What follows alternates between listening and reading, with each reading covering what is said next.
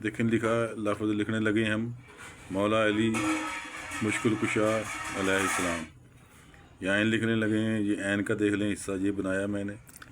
ये हाफ मोटाई बनानी जितनी आपकी कलम है मोटी है, आध का तकरीबन, ठीक है।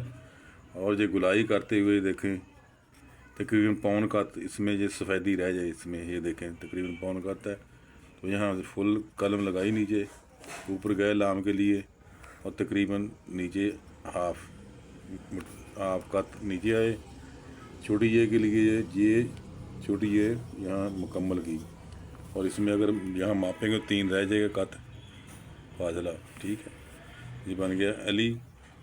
आगे मुश्किल कुशा है तो दूसरी कलम इस्तेमाल की, ये मौला देख लें, मीम और साथ ये वाव बनाई और लाम और ये अरफ है। इसमें फासला तकरीबन पौन कत, और ये अलिफ वाला हिस्सा लाम वाला हिस्सा ये लंबा करना है, ये अलिफ वाला हिस्सा छोटा है। इसी तरह लाम अलिफ ला बनाना है, कहीं भी आ जाए, ठीक है।